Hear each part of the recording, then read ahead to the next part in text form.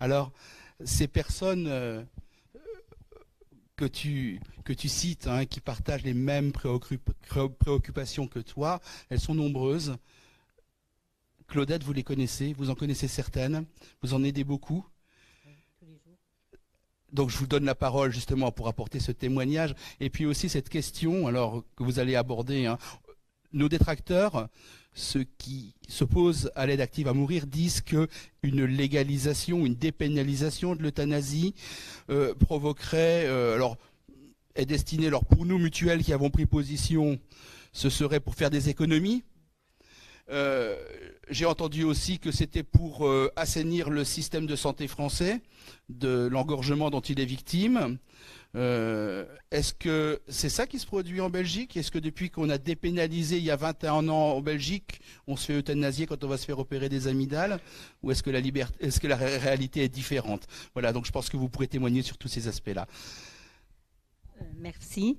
C'est difficile de prendre la parole après le témoignage d'Aurélie, mais ce sont des personnes que je rencontre quasiment tous les jours, qui viennent de toute la France et qui veulent, comme Aurélie, maîtriser leur fin de vie, qui ne veulent pas que ce soit un médecin qui décide quand ils vont entamer la sédation. On ne saura pas quand elle se terminera.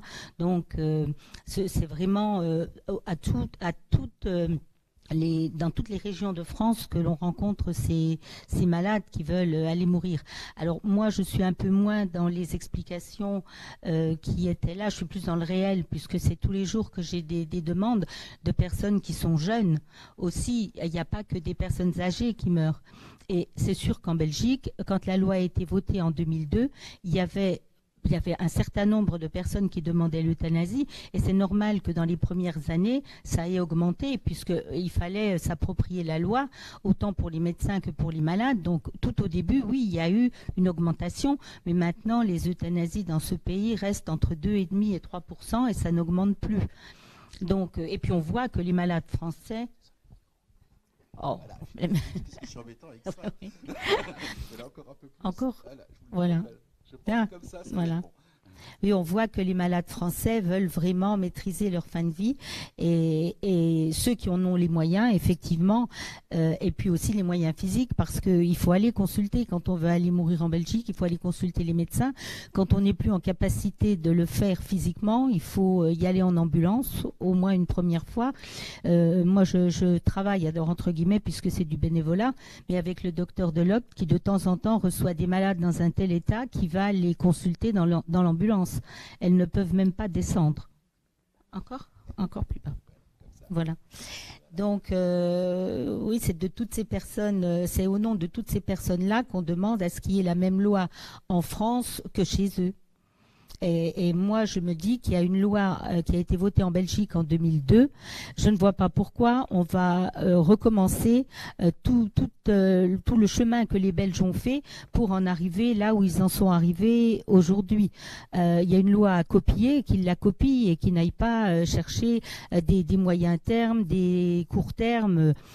Des malades qui sont atteints de maladies graves et incurables, même si elles vont mourir dans 3, 4 ou 5 ans, il y en a qui ne veulent pas aller jusqu'à cet épuisement-là, comme dans la maladie de Charcot. Anne Berg, quand elle a été aidée à mourir, elle avait encore du temps devant elle, hein, et elle ne voulait pas, elle avait atteint ses limites, elle était paralysée des bras et elle ne voulait pas aller plus loin. Donc après, bon, il y a aussi la Suisse. Donc la Suisse, c'est encore autre chose, puisque c'est la personne elle-même qui se suicide. Donc il faut qu'elle soit encore en capacité de se suicider. Et là aussi, ça a un coût, parce que tout le monde ne peut pas donner des sommes aussi importantes pour pouvoir être aidé à mourir. Donc c'est vrai que liberté, égalité, fraternité, l'égalité, on se demande où elle est. La fraternité, non plus, il n'y en a pas. Et puis, au niveau des coûts, c'est vraiment très, très important pour les personnes qui n'ont pas les moyens. C'est quoi le coût? Alors, le coût pour l'euthanasie en Belgique, ça dépend déjà de où la personne habite en France. Parce qu'il est bien évident que pour nous qui habitons à la frontière belge, ça sera moins cher que pour quelqu'un qui habite à Marseille.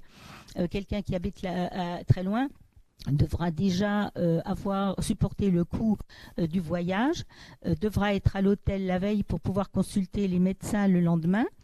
Et puis, il faudra régler les consultations auprès des médecins. Donc, en général, avec le docteur Delocte, on fait voir directement à un médecin psychiatre parce que la loi belge stipule que le malade doit voir soit un spécialiste de sa maladie, soit un psychiatre. Et comme nous avons des malades de toutes sortes qui nous demandent de l'aide, on a opté pour le psychiatre. Comme ça, il peut recevoir aussi bien quelqu'un qui est atteint d'un cancer que quelqu'un qui est atteint d'une maladie neurologique. Et donc le malade voit ces deux médecins-là. En principe, après son dossier est ouvert, il sait s'il est possible qu'il soit aidé dans ce pays, dans cette ville. Et puis il retourne chez lui. Et il est souvent, très très souvent soulagé de savoir qu'il a reçu un accord pour pouvoir être aidé. Et il demande après une aide, qu'une date soit fixée quand il ne peut plus aller plus loin. Voilà, ça c'est la Belgique. Donc après, quand il y retourne, il y a le coût de l'hôpital.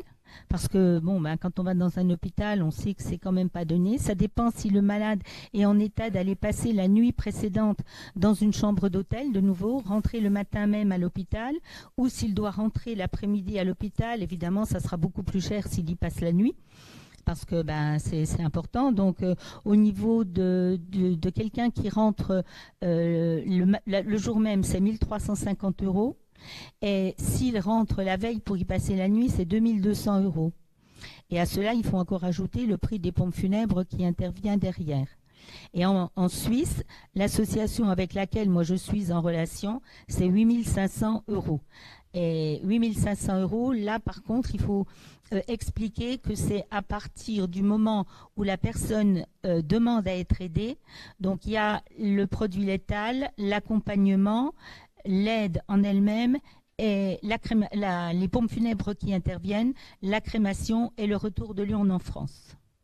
Donc, pour quelqu'un qui habite à Marseille, par exemple, au niveau des coûts, s'il doit y aller la veille, qu'il doit rentrer à l'hôpital la veille, il faut additionner toutes les sommes que je vous ai données, donc on n'est pas loin l'un de l'autre, et il faut quand même y aller. Donc, pour des personnes qui sont déjà dans un mauvais état physique, c'est plus compliqué. Il y en a qui préfèrent choisir la Suisse pour ça. Vous avez expliqué. Je ne sais pas si le micro fonctionne. Oui, ça va, merci. Non, pas du tout.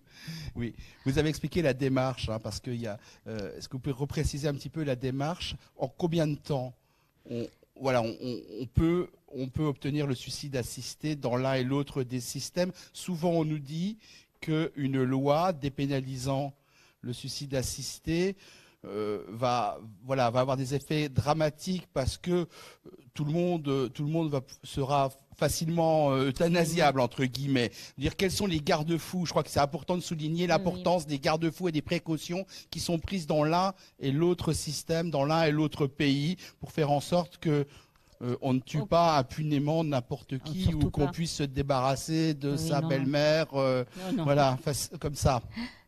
Bon, déjà, la première des conditions, c'est que ce soit le malade lui-même qui le demande. Il est bien évident que c'est personne d'autre que le malade ne peut le demander. Donc, moi, avec la Belgique, ce sont les malades, soit qui m'appellent directement, soit des malades qui contactent le docteur Delocte. Et lui, comme il n'a pas le temps de s'occuper de tous les malades français qu'il le contacte, il me les adresse. Et moi, je fais un peu son secrétariat français, on va dire, pour lui. Donc, j'écoute les personnes, je vois déjà si elles sont dans le cadre de la loi. Évidemment, je ne prends jamais de décision, sauf quand je sais pertinemment bien qu'ils ne sont pas dans le cadre de la loi. Quand j'ai un doute, évidemment, je les envoie près du docteur Delocte qui décidera. Je demande toujours que le malade me remplisse un document administratif et m'envoie des documents médicaux qui prouve sa maladie et son état de santé, parce que je suis aussi des fois attaquée par les opposants, ça il ne faut pas l'oublier non plus. Donc je ne prends en charge que des personnes dont je suis sûre que ce sont des malades qui ont besoin d'une aide. Alors, une fois que j'ai les documents administratifs et que j'ai les documents médicaux, je les envoie au docteur Delocte ou à un autre médecin, il y en a un autre aussi, et c'est lui qui valide la demande en disant oui, je pense que cette personne entre dans le cadre de la loi. Et à partir de ce moment-là, suivant sa volonté à elle, suivant la volonté du malade, je lui donne un rendez-vous avec le docteur de l'Oct et je m'arrange pour avoir un rendez-vous avec le médecin psychiatre le même jour. C'est-à-dire qu'une personne qui vient de Marseille, elle aura d'emblée le médecin traitant et elle aura aussi le médecin spécialiste. Donc le dossier sera complet dès l'ouverture pour éviter qu'il y ait des allers-retours à faire entre la ville où habite le malade et Bruxelles. Donc ça, c'est en Belgique, oui.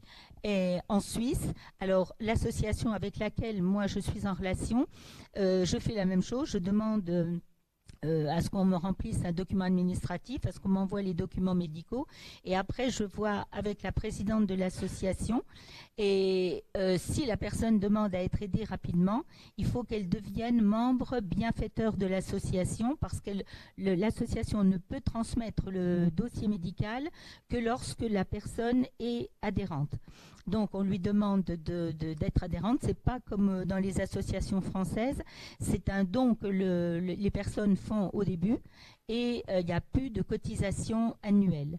Donc, une fois que l'association a enregistré le don, le malade reçoit une carte de membre bienfaiteur et à partir de ce moment-là, il peut demander à ce que son dossier médical soit étudié par un médecin. Donc le dossier est confié à un médecin, le médecin voit si le malade est ou pas dans le cadre de la loi, et s'il est dans le cadre de la loi, le malade peut demander à ce qu'une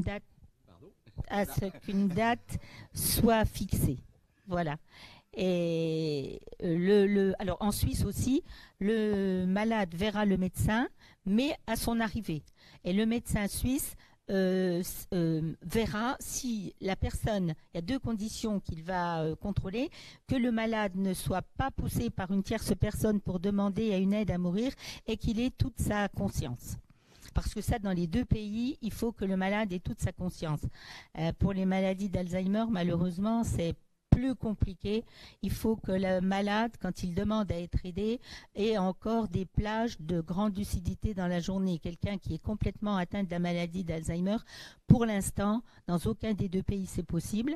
Les Belges travaillent au changement de la loi parce qu'ils pensent que les malades partent trop tôt de ce fait-là, et donc ils sont en train de travailler, et certainement que prochainement, il y aura nouvelle disposition, la possibilité d'écrire dans ces directives anticipées jusqu'à quel stade on souhaite aller. Je reconnais mes enfants ou quand je me perds dans la rue, et à ce moment-là, ils pourront être pris en compte. Pour l'instant, ce n'est pas le cas encore. Hein. Donc voilà. Est-ce que... Non, merci, Voilà. merci beaucoup pour ce témoignage passionnant. Je pense qu'il y a beaucoup de questions.